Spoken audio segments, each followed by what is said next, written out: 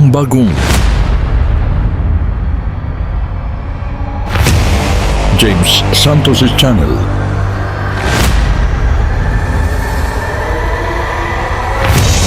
Bagong tema, bagong boses, may komentaryo. Ang pangangaral ni Brother Eli Soriano.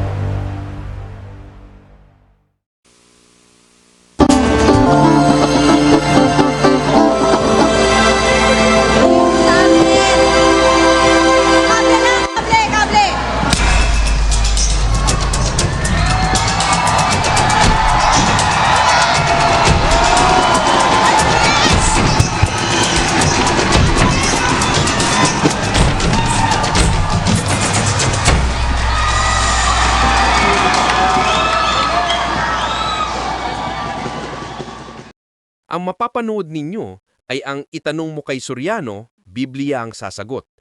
Patutugtugin natin ng buo ang mga tanong at sagot nang hindi mawala ang konteksto. At ginagawa natin ito sa pamamagitan ng fair use at bibigyan natin ng komento pagkatapos ng video. Generation na ako ni Brazil. Dito'y may karunungan.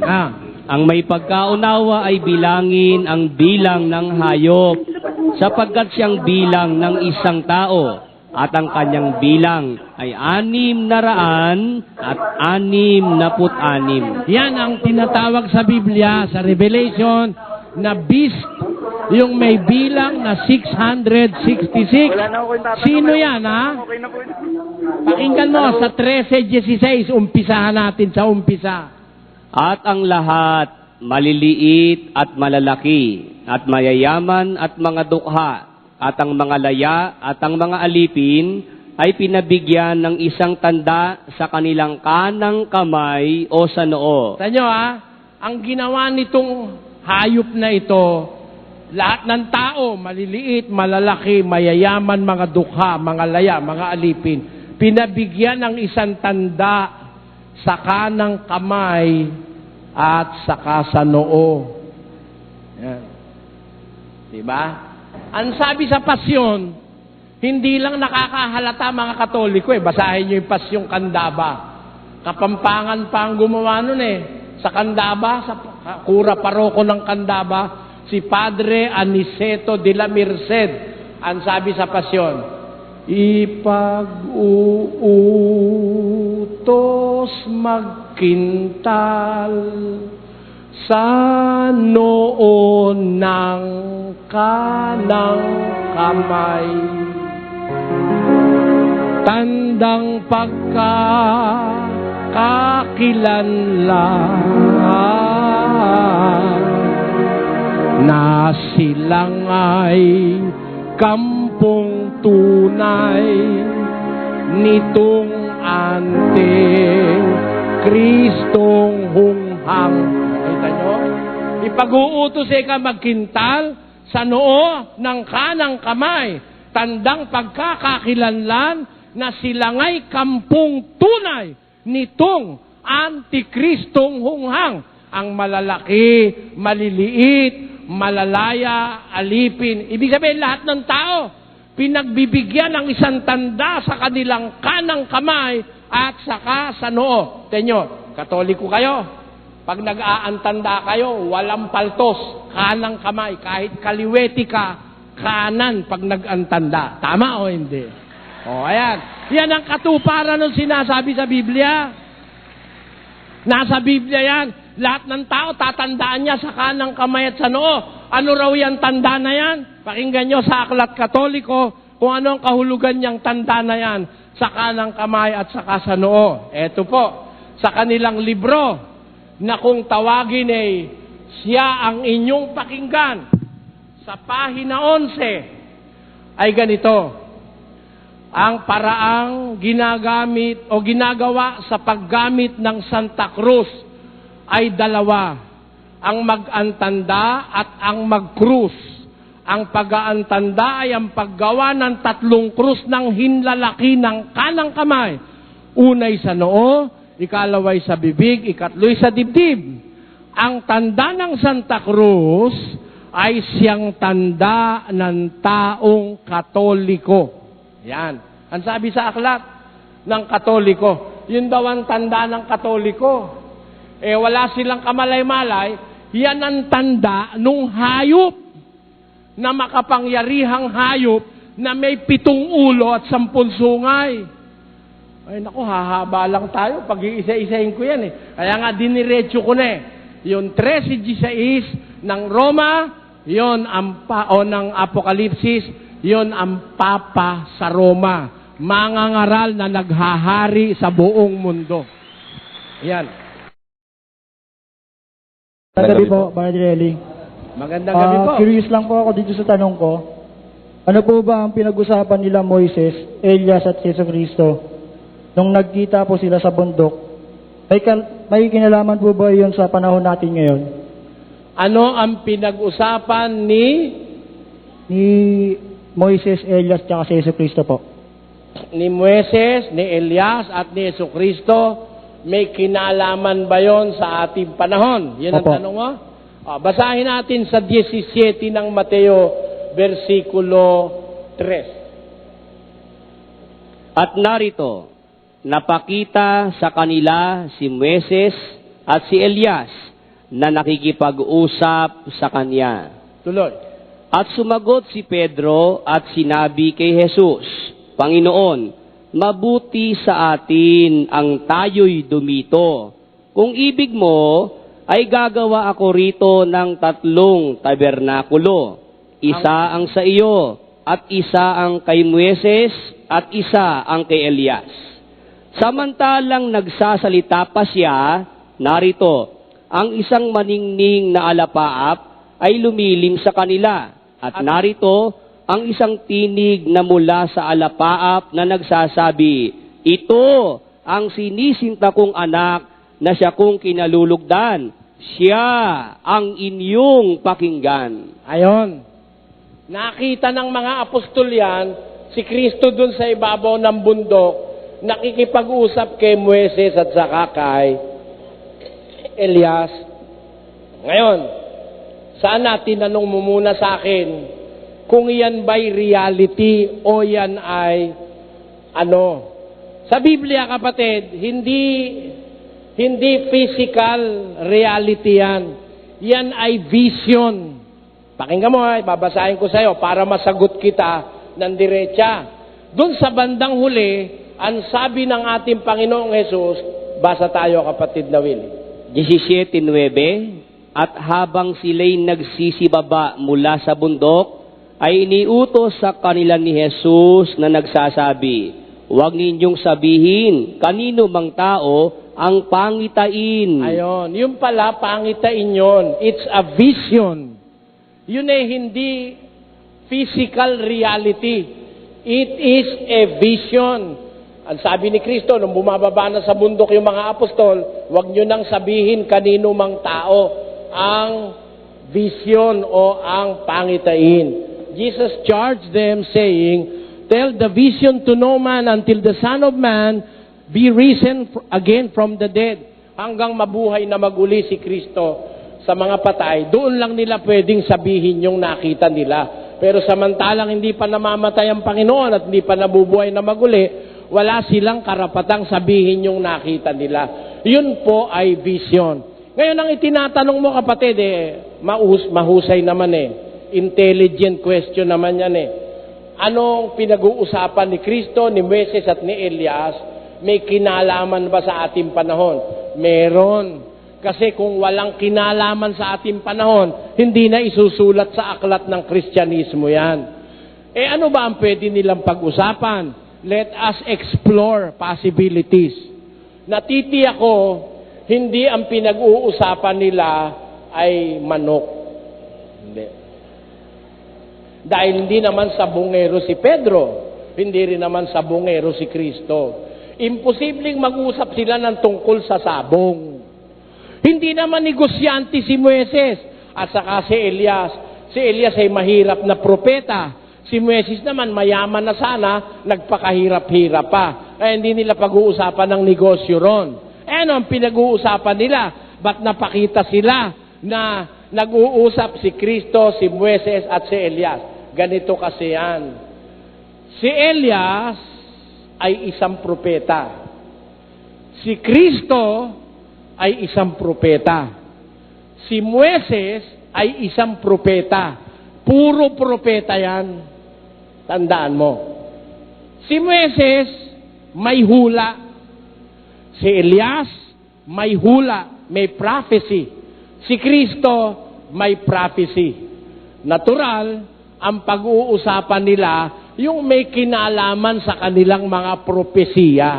Kaya natitiyak ko na ngayong panahong ito may kinalaman yung kanilang pinag-uusapan. Eto, nung makita ni San Pedro na nag-uusap-usap sila, sabi ni San Pedro, Panginoon, wag na tayong umalis dito. Magtatayo tayo rito ng 3 tabernakulo. Isa kay Moises, isa kay Elias, isa sa'yo.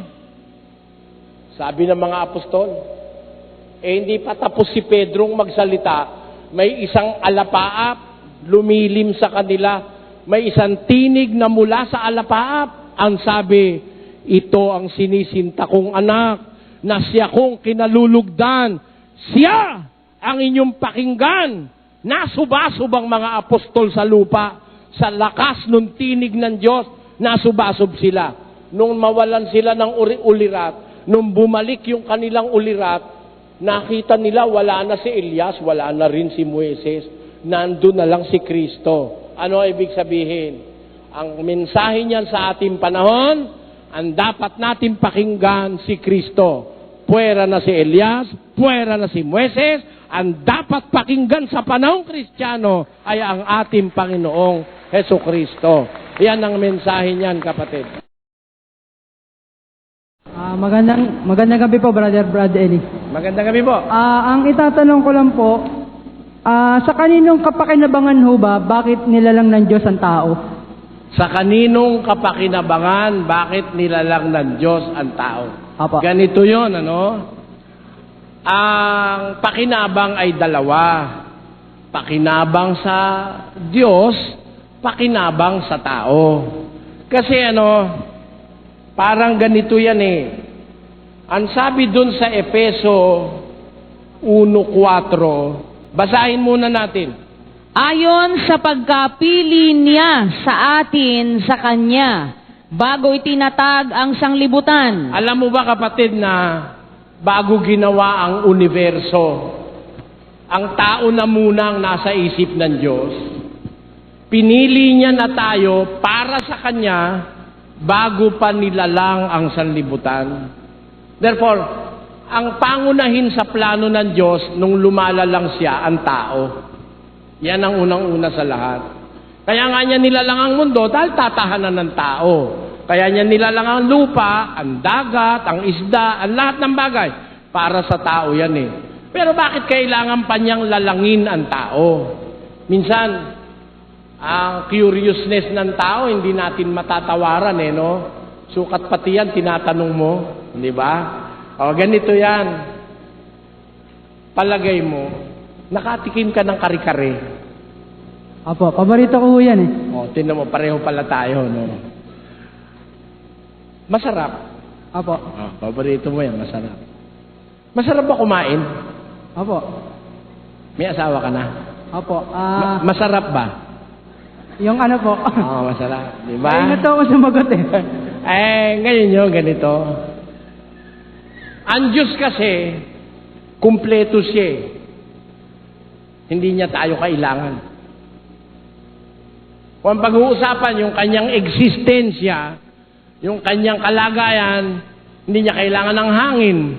Hindi niya kailangan ng anything. He is God by Himself and He will exist forever by Himself. Pero bakit kailangan niya tayong lalangin? Nagbigay ng dahilan o reason si Pablo. Yung binasa natin talata, pakilagay sa screen. Ayon sa pagkapili niya sa atin sa Kanya. Tayo pala, kaya nilalang, we are chosen of all creation para tayo sa Diyos. Para ano? Anong gagawin natin? Pakinggan mo ha, sa 8 ng Kawikaan. Pakibasa.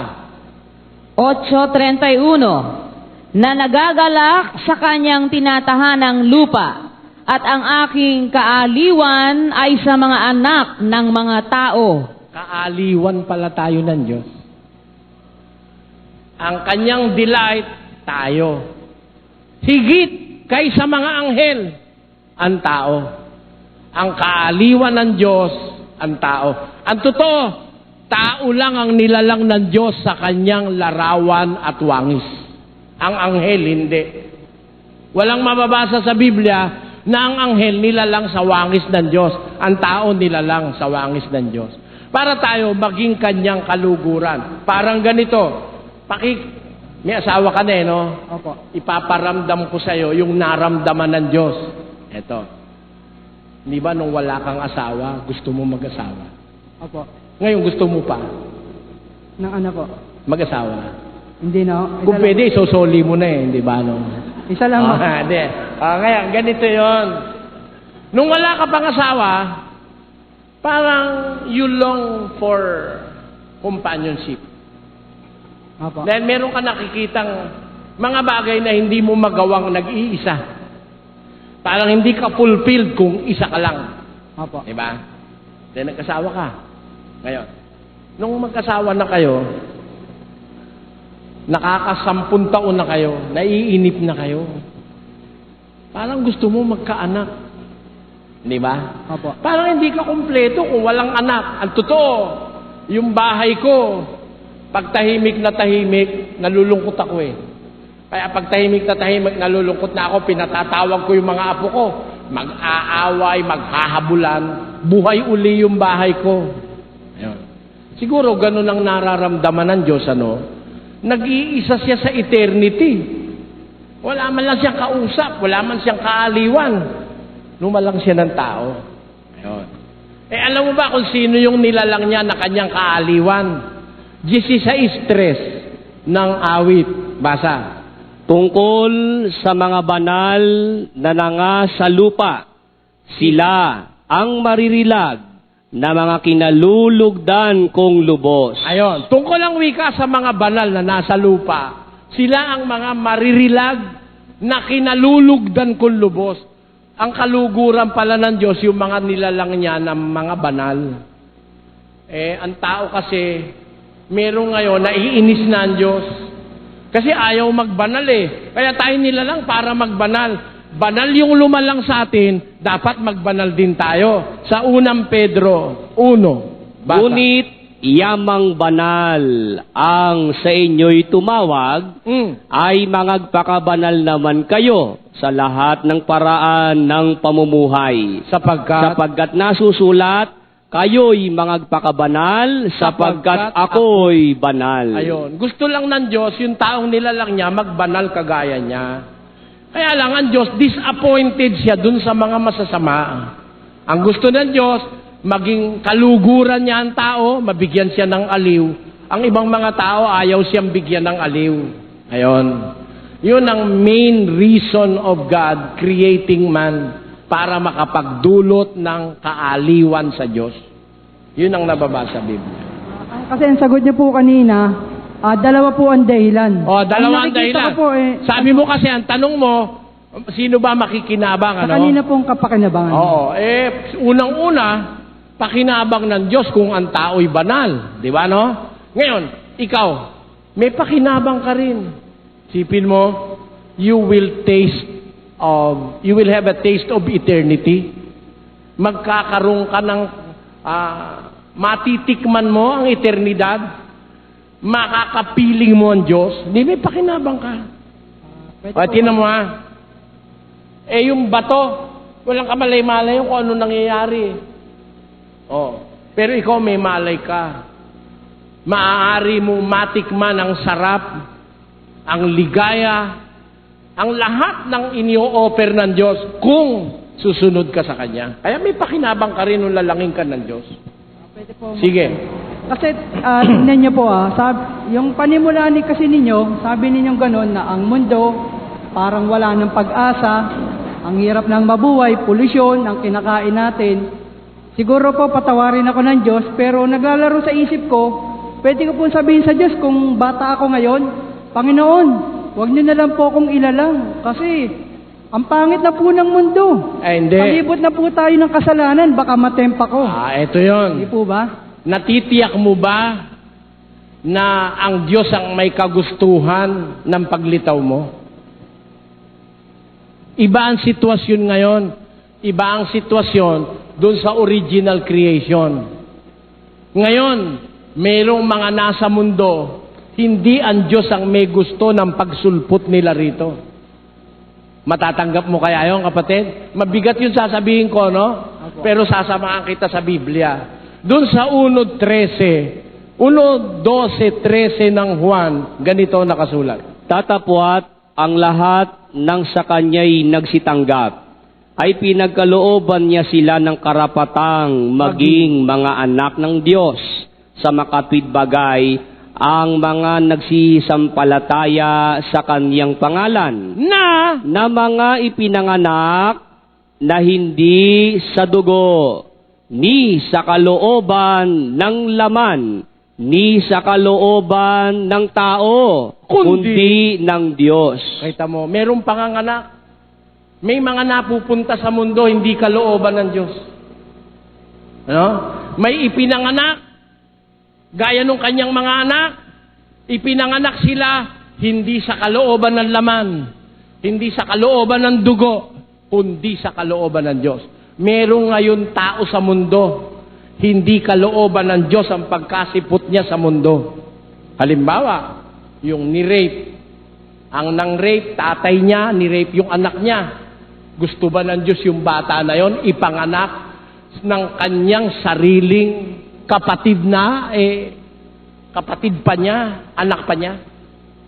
Ayaw ng Diyos nun. Pero kung biktima siya ng rape, nabuntis, lumabas din siya sa mundo.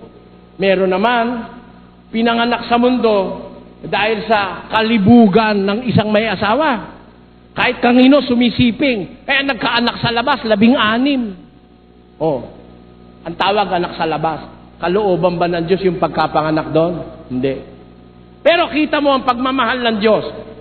Kahit sa ano pang dahilan, narito ka ngayon sa mundo, nag-o-offer ang Diyos ng kaligtasan sa'yo. Ganun siya sa pagkamahabagin. Wala siyang ipinupera. Lahat ng tao gusto ng Diyos maligtas. Whether they came here by His will or they came here because of the will of the flesh. Yun ang masasabi ko. Merong dalawang kasukasuan ang tao ngayon dito sa mundo. May dalawang dahilan ng kasukasuan yan. Dapat alamin mo muna. Yung isinagot ko sa iyo kanina, sagot ko yon dun sa original creation. Ngayon, meron ng mga taong naririto sa mundo, napunta rito, ayaw naman ng Diyos eh. Tamo ha? Dumami na ang tao sa mundo, masama. Sabi ng Diyos, gugunawin ko ang mundo. Sabi niya kay Noe, gumawa ka ng isang sasakyang kahoy sa goper. Lalagyan mo ng 3 grado. Papasakayin mo yung iyong mag-anak, magdadala ka ng mga hayop, etc. Yun ang daong ni Noe. Magpapadagsa ako ng baha ng tubig. Lilipulin ko ang lahat ng nilalang na may buhay sapagkat narito ang kasamaan ng tao'y mabigat na sa lupa. Sabi ng Diyos. No? Nalipol na. Sa madalit sabi, shortcutin na natin. Ilan ang natira? 8. Nung bumaba na sa daong yung 8, sabi ng Diyos, magpakarami kayo. Kalatan ninyo ang lupa. Ano meaning? Ano kahulugan? Bakit niya pinatay yung marami ng tao? Tapos tinira yung 8. Nung 8 na, magpakarami kayo. Ano ibig sabihin?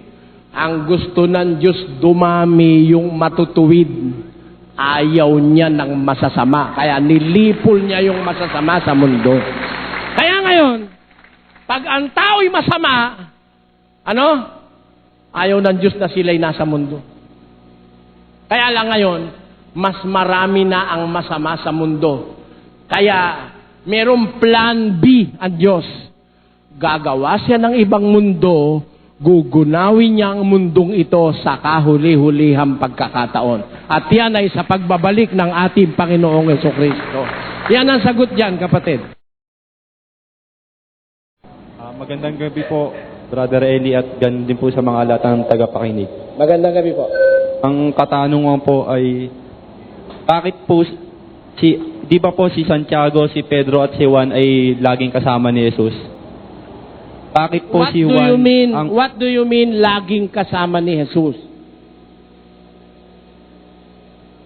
Dun po sa Mateo 17:1 hanggang 8, di ba po kasama po ni Jesus?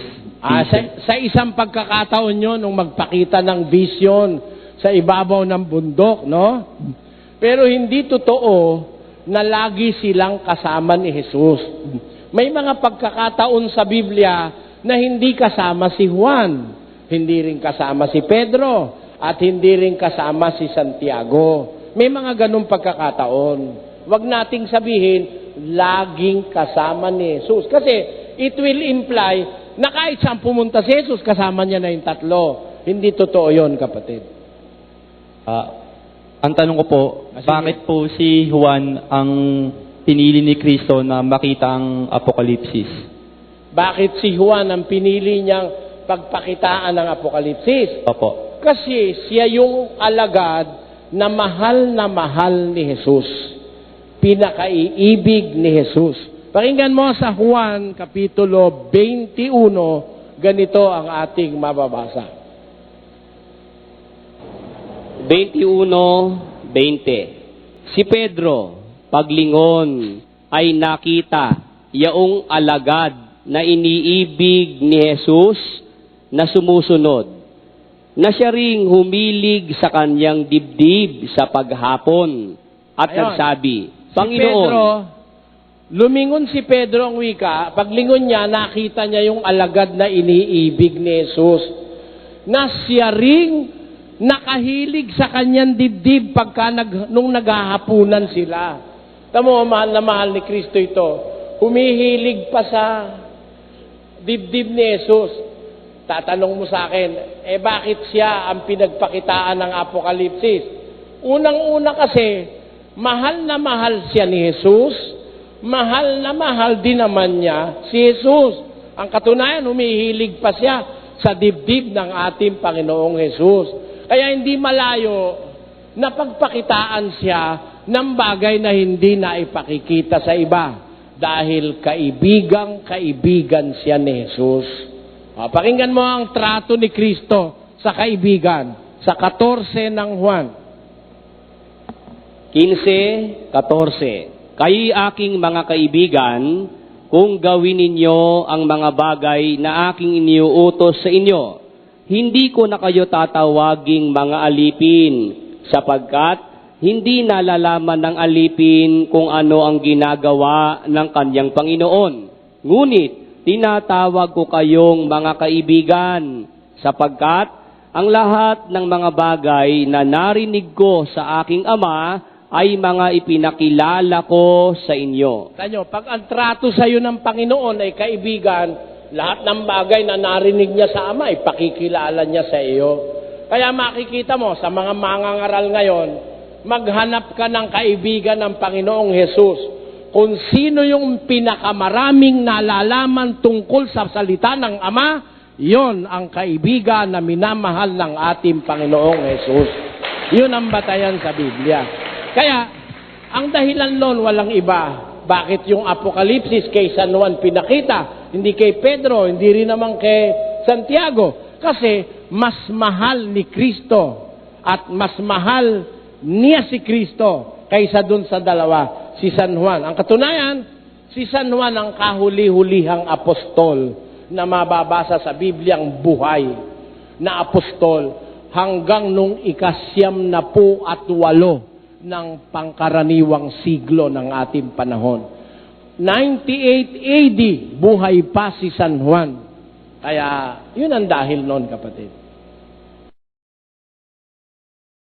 Ang gandang gabi po, Brother Eli. Magandang gabi po. Ay tatanong ko lang po yung unang Samuel 14 verse 20 16:14 hanggang 23, kung tama po ang pagkakasalin mula sa Tagalog version hanggang sa English version. That is 1 Samuel chapter 16 verses 14 to 23. Kung tama ang pagkakasalin sa English sa Tagalog version. Opo, tsaka hanggang sa English po. Oh, granting tama. Ano po ang tanong nyo ron? Yung po kasi binanggit niya nung kay King Saul, noong pinaghahari po siya ng Diyos, at nung pong lumabag na po siya dun sa utos ng Panginoon, binanggit po doon sa 14 na at nang magkasalis si Saul, inalis ng Panginoon ang kanyang espiritu at pumalit ang isang espiritu na mula sa Diyos. Mabuti basahin natin, kapatid na Willie. Sa Tagalog, ang Espiritu nga ng Panginoon, Ikaw sa English, siya sa Tagalog.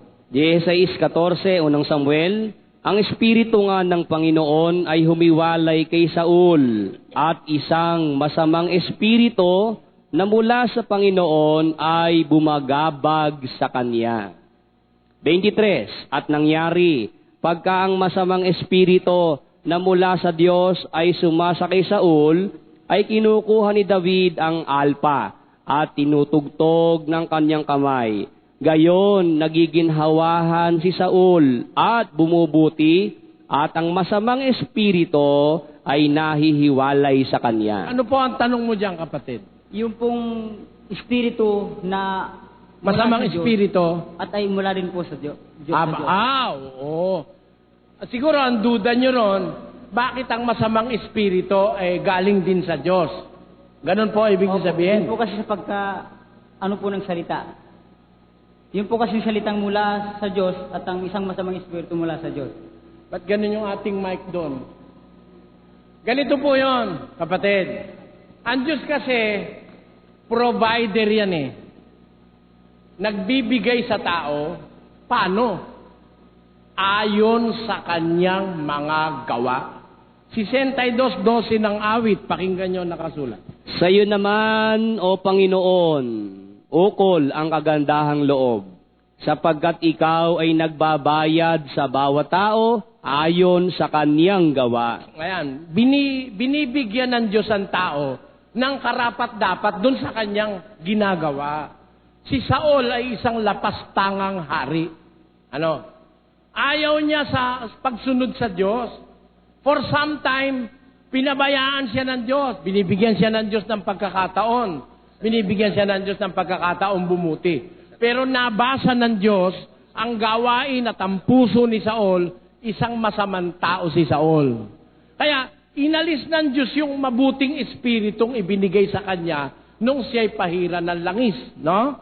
At pinalitan nyo ng Diyos ng isang masamang espiritu. Dahil masama si Saul. Ganun ang Diyos kung makitungo sa tao. Pag ayaw mo ng mabuti, ang ibibigay sa'yo yung masama. Ganyan ang Diyos. Pakinggan mo sa Deuteronomio, ang sabi niya sa 29, ganito. Narito, aking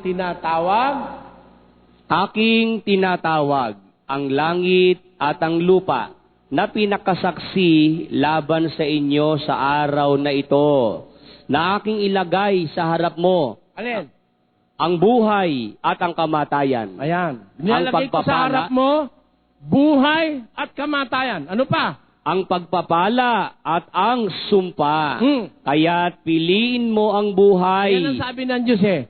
Nilagyan kita sa harap mo ng buhay, eto naman ang kamatayan. Eto naman ang pagpapala, eto naman ang sumpa. Mamili ka.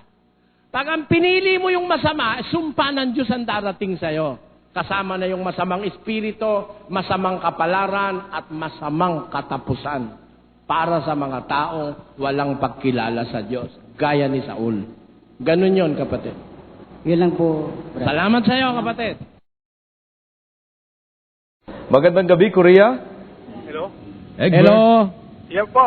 Magandang gabi po, Korea. Oh, magandang gabi po. Maliban po ba sa inyong inaanibang samahan, ay meron pa ho bang pwedeng maligtas na hindi kaanib sa iglesia? Ay, alam nyo, kapatid, no? may mga tao sa mundo hindi man nararating ng radyo, ng telebisyon, hindi rin nararating ng balita. Yung mga nandun sa mga kuweba, yung mga ermitanyo, yung hindi narating ng Biblia, marami yung mga lugar sa mundo, hindi pa rin nararating ng pangangaral ng Ebanghelyo. Yun hong mga tao na yon na hindi narating ng pangangaral, kung sila naman ay nagpapakabuti, ayon sa kanilang konsyensya, may pag-asa po silang maligtas. Huwag kayo maniniwala sa sinasabi ng Iglesia ni Manalo, pag hindi raw naanib sa kanila, walang kaligtasan. Malaking kagaguhan yon, malaking katarantaduhan yung salita na yon. Pakinggan nyo ang sabi ni Pablo sa 2 ng Roma. Basa. Sapagkat kung ang mga hentil na walang kautusan sa katutubo ay nagsisigawa ng mga bagay ng kautusan, ang mga ito na walang kautusan ay siyang kautusan sa kanilang sarili. Na nagtatanyag ng gawa ng kautusang nasusulat sa kanilang puso. Kita nyo, merong mga hintil, walang kautusan sa katutubo. Pero kung wala man silang kautusan sa katutubo, gumagawa naman sila ng mga bagay ng kautusan or the things of the law. Ang mga ito na walang kautusan, siyang kautusan sa kanilang sarili na nagtatanyag ng gawa ng kautusang nasusulat sa kanilang mga puso. Alam nyo, ang tao, pangunahin sa lahat ng nilalang ng Diyos. Kahit wala ka pang naririnig na kautusan, meron ka namang alam na mabutit masama eh. Parang ganito, yung aso. Yung aso lang yun. May alam na mabuti yun eh. Pakainin mo yung aso, alagaan mo. Pagdating mo, sasalubungin ka, gaganon-ganon yung buntot, didila-dilaan ka. Yung ba, kakagating ka ba nun? Hindi. Alam niya, pinakakain mo siya eh. Marunong siyang gumanti ng mabuti doon sa ginawa mong mabuti sa kanya. Pero yung aso, tadyakan mo. Pag hindi ka, kakagating ka niyan eh. Parang yung inahing manok, yung kanya sisiw, nilulukuban niya, pakialaman mo, pupupuging ka niya. Masama kasi yung ginagawa mo, pakialaman mo yung sisiw niya eh. O, manok man may alam na mabuti. O ano, ibig ko sabihin, kung yung manok at yung aso may alam na mabuti, lalo naman ang tao, kahit wala siyang naririnig na kautusan, kung wala talagang nakarating sa kanya, ginagawa naman niya yung mabuti, may pag-asa siyang maging dapat sa Diyos. Pero hindi a-applyan sa taong nakikinig sa atin ngayon dahil nakarating na sa inyo ang katwiran ng Diyos at narinig na ninyo. Yun ang dapat nating maintindihan. So meron pong... Meron, kapatid. Meron pag-asang maligtas yung mga hindi nakaalam ng kautusan. Meron yon. yung ibang reliyon po. Alin, yung mga Maligtas po ba yun? inaakay ng mga manluloko? Opo. Basahin natin sa Mateo 15:14. Alam na nila halimbawa, yung kanilang reliyon, lukuhan lang, kwartahan lang, ayaw pa ring umalis, ang sabi ganito. Pabayaan ninyo sila. Sila'y mga bulag na taga-akay. At kung ang bulag ay umakay sa bulag, ay kapwa sila, mga huhulog sa hukay. Ayan ang hatol ni Kristo sa kanila. Bulagang umaakay, bulagang inaakay, pareho silang mahuhulog sa hukay. Yon ang hatol ni Kristo. Hindi akin yan, kapatid. Parang dito po sa Korea, ganun po sila. Ang mga Kristiyanong Koreano. Kaawa-awa naman sila. Bayaan mo. Kung meron pang pagkakataon, dadalas-dalasan natin itong worldwide Bible exposition to save those people. Kapatid. Ito po pinapatanong lang po ng isang kaibigan. Sabi po dito, di po ba lahat ng ginawa ng Diyos ay mabuti? Bakit po nasumpungan kay Satanas ang kasamaan? Sino po ba ang ugat ng kasamaan ni Satanas? Ay di, yung kanyang sarili, wala na ibang pag-uugatan nun eh. Ang pinag-ugatan ng kanyang pagsama, yung kanyang pagnanasang makipantay sa Diyos. Pakinggan mo ang sinabi ni Satanas sa 14 ng Isayas, talatang 13. At sinabi mo sa iyong sarili, ako'y sasampa sa langit, aking itataas ang aking luklukan sa itaas ng mga bituin ng Diyos. At ako'y uupo sa bundok ng kapisanan. Ako'y sasampa sa itaas ng mga kaitaasan ng mga alapaap. Ako'y magiging gaya ng kataas-taasan. I will be like the Most High. Ang gusto ng demonyo, pumantay sa Diyos. Nakita siya sa pagpapalalo. Yun ang dahil ng kanyang pagsama. Siya rin ang may kagagawa ng kanyang pagsama, hindi gawa ng Diyos yun. Kasi nung gawin siya ng Diyos, isa siyang matuwid na anghel. Para rin lang tao, para maintindihan mo, no? Yung taong ipinanganak bata, hindi masama yun eh. Ba't sumasama? Kasi pinipili niyang gumawa ng masama. Ganyan ang nangyayari sa tao. Ganon din ang nangyari kay Satanas. Nang likhain ng Diyos ang tao, matuwid ang tao. 7:29 ng Ecclesiastes. Pakinggan mo. Narito, ito lamang ang aking nasumpungan, na ginawang matuwid ng Diyos ang tao, ngunit nagsihanap sila ng maraming katha. Ayon, ginawa ng Diyos ang tao matuwid, pero sila'y gumawa ng maraming katha. Kaya kung alin yung ayaw ng Diyos, yun ang ginawa nila. Kaya sila sumama. Ganon din ang nangyari kay Satanas, kapatid. Salamat! Sa Singapore, magandang gabi po. Magandang gabi po. Hello, magandang gabi po. Magandang umaga po. Opo, sige po, ano po ang... Tanong ko po ganito, yung iglesia ng yung Church of God po, meron lang pong isang tunay na iglesia ng Diyos, di po ba? Brother Joseph, did you get that? Naputol po yung sinasabi niya eh. Meron daw isang tunay na iglesia ng Diyos. Ganun po ba, Mr. De Vera? Opo, bali po, yung Church of God, ito pong grupo na, ito pong congregation na to, umanib doon sa tunay na iglesia na yun.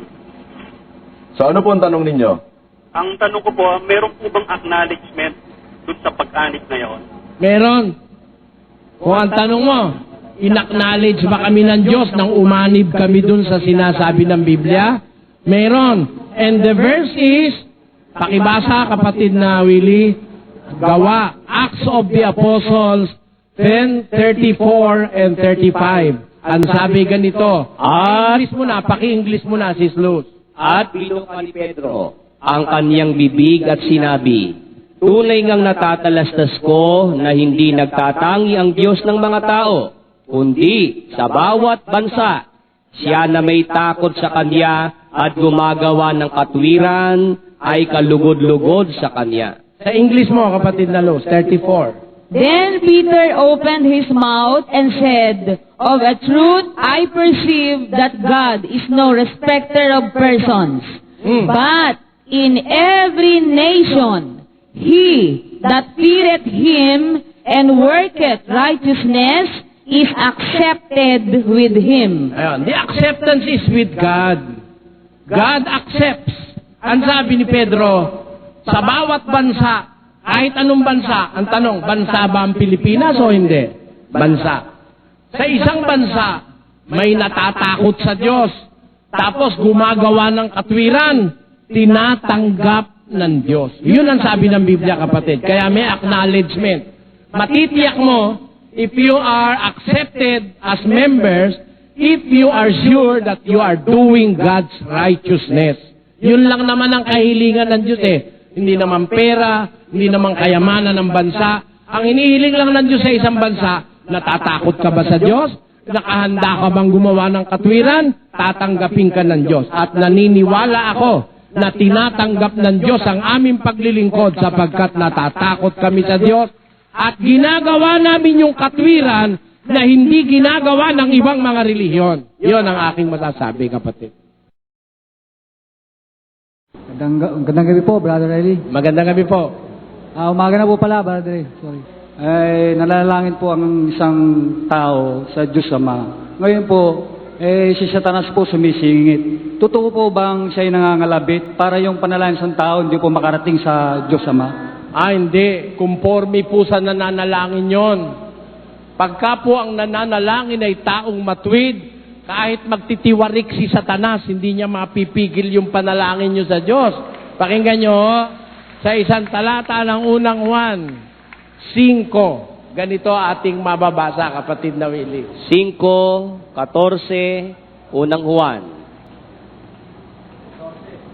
5:18. Datapwat ang ipinanganak ng Diyos ay nag-iingat sa kanyang sarili at hindi siya ginagalaw ng masama. Ayon. Basahin natin sa English yung kapatid na Luz.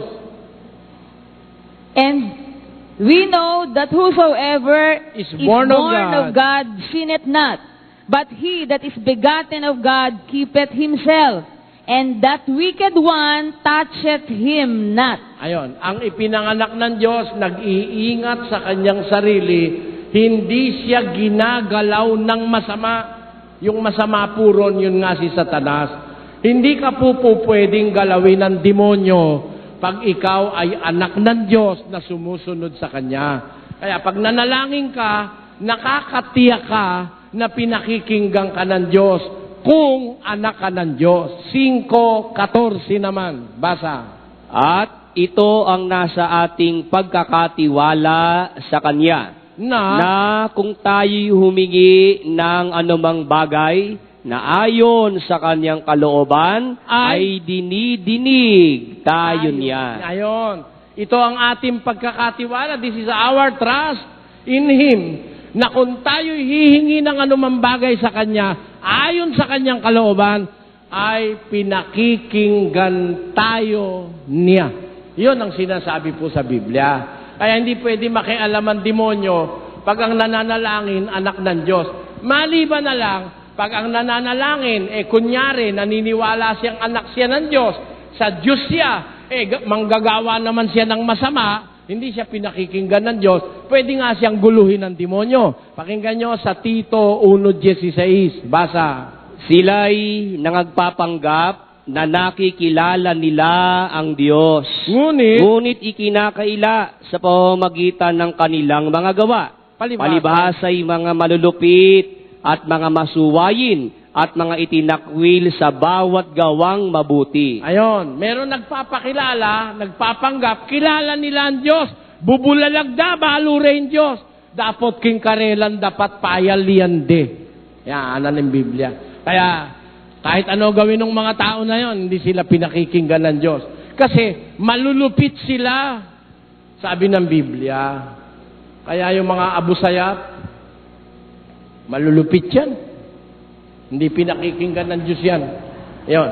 Okay. Pero pag sa Diyos ka po, hindi ka gagalawin ng masama. Kaya kung ikaw ay magsasa Diyos, malaki ang laban mo sa masama. Hindi ka pwedeng kulamin ng lahat ng mangkukulam sa mundo. Hindi ka makakakita ng vampira dahil sa Diyos ka. Hindi ka pwedeng pakialaman ng tiyanak, ng aswang, ng kapre, ng duwende, at ng kahit sino pang mga maligno dito sa ibabaw ng lupang ito dahil anak ka ng makapangyarihan sa lahat. Magandang umaga po. Claire? Magandang gabi po. Magandang gabi po, Canada. Ano po may paglilingkod namin sa iyo, Claire? Yeah. Good evening, Brett Ellie. How are you? Yes, fine, thank you. Okay, I have a question. Yes? If both parents are members of your church, are the children below 18 years old automatically considered members of your church?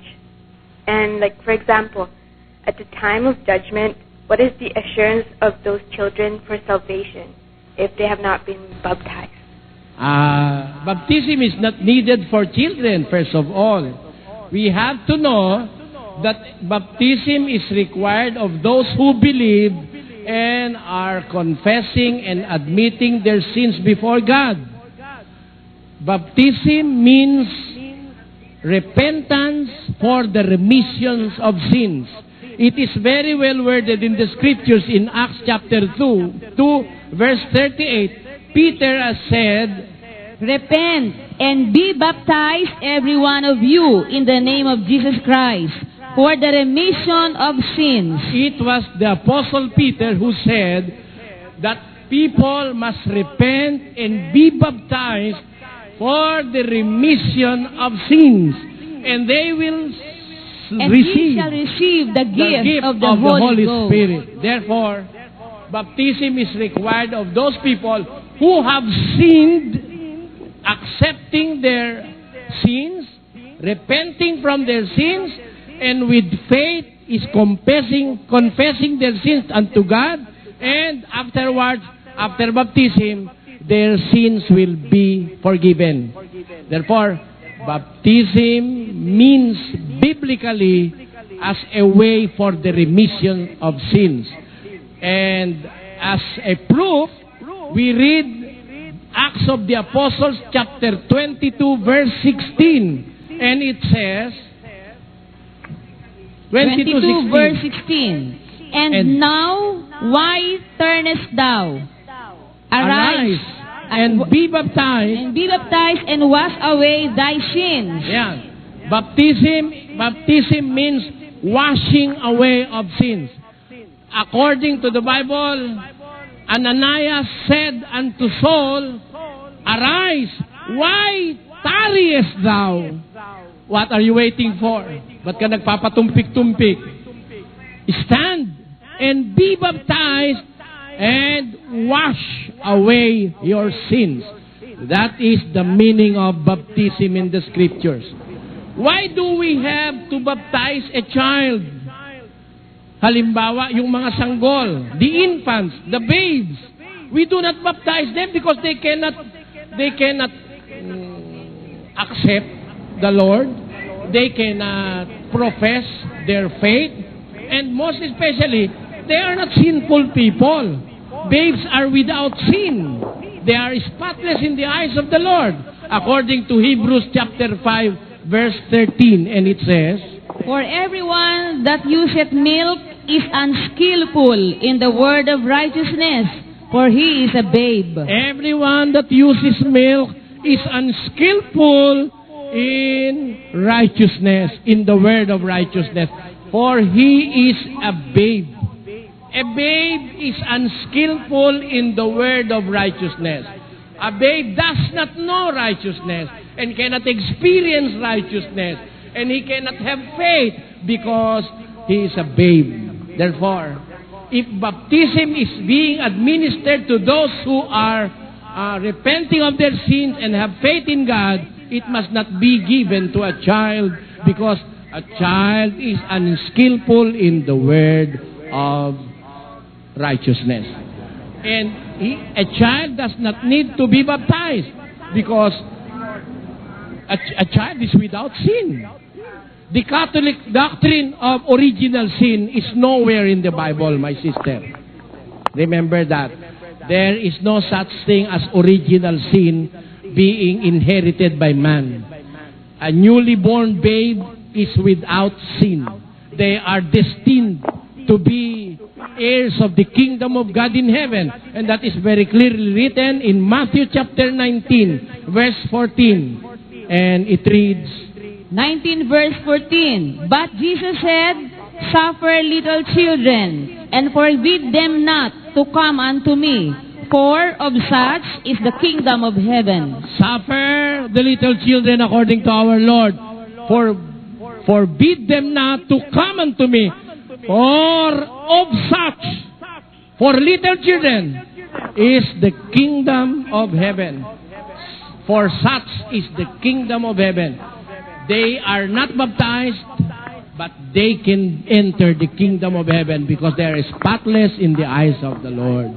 Baptism is needed for those sinful people acknowledging their sin and repenting and have faith.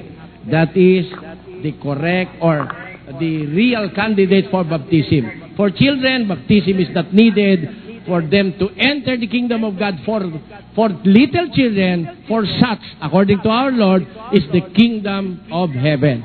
That is my answer. Magandang umaga po, Brother Eli. Magandang umaga po. Ako po ay matagal nang nanonood sa inyo. Gabi-gabi ako po yung nagpupuya. Salamat po. At gayon din naman ay bakasyon lang po ako. Ako'y galing po ng Libya. At ang katanungan ko po ay ganito. Ano po ba ang kahulugan ninyo sa kulto at ano natin ito mailalakip sa kalipunang Kristyanismo sa panahonan ngayon. Alam nyo kapatid, marami pong kahulugan niyang kulto na ibinibigay ang iba't ibang nagpapakahulugan ng kulto. Related yan sa occultism, yung cults and isms. Kung kukunin po natin sa isang reliable dictionary, yung ipinapakahulugan ng salitang kulto, ganito po ang ating mababasa rito.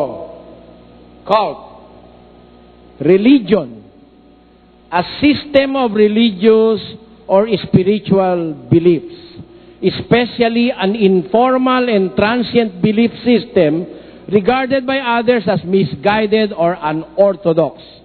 Religious group, another meaning, a group of people who share religious or spiritual beliefs. Number 3, idolization of something or somebody, extreme or excessive admiration of a person, philosophy of life or activity. Yan po ang isinusupply ng dictionary na kahulugan ng salitang cult or kulto. Isang uri ng asosasyon, isang uri ng relihiyon, isang uri ng organisasyon na misguided. Ang ibig sabihin, walang tamang pinagbabatayan. Kaya, sino mang organisasyon na hindi nakatama sa paraan ng Biblia, pwede po nating tawaging kulto. Yan po. Pag hindi nakabatay sa Biblia.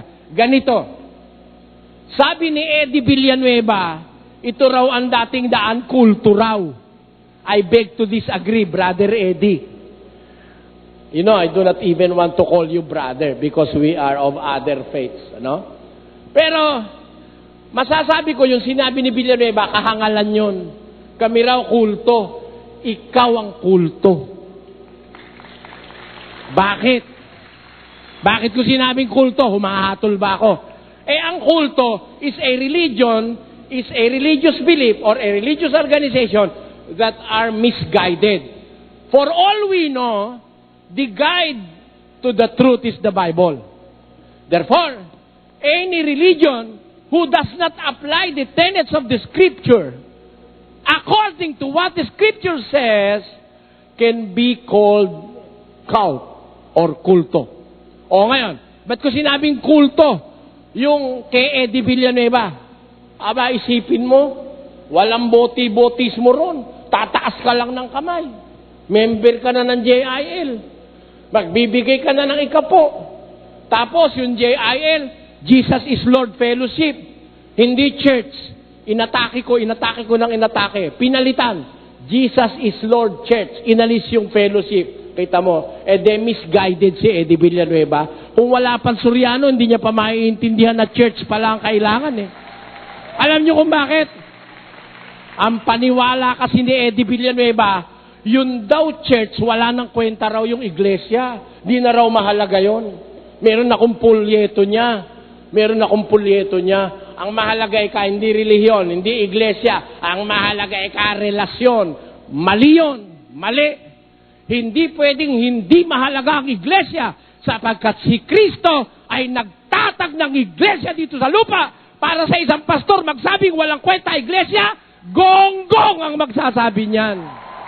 Mali ang relihiyon yan. Yan ang dapat nating maintindihan. Kaya kapatid, kung kukunin natin sa ipinapakahulugan ng tao, yung salita kasing kulto, no? Yung kulto, hindi salita ng Biblia yan eh. Galing yan sa mga tao eh. Kaya sa tao ko rin kinuha yung kahulugan.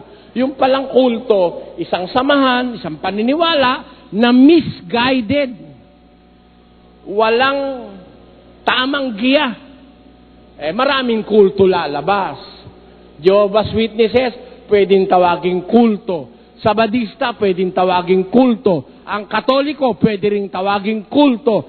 Bakit? Misguided. Mali ang pagsamba, mali ang panalangin, mali ang aral. Yan. Pasensya na kayo kapatid. Diretsa lang ako talagang sumagot. Bibigyan natin ng komento ang napanood nating video. Ito ay malayang komento lamang at hindi upang magmarunong. Magkomento rin kayo para magpalitan tayo ng mga kaalaman sa napanood nating video. Sino ba ang Antikristo na 666? Siya ba ang Papa sa Roma? Ang sagot ko ay hindi. Isa siyang political leader na makapangyarihan. Ang kasama niya ay ang bulaang propeta, siya ay ang mga ngaral.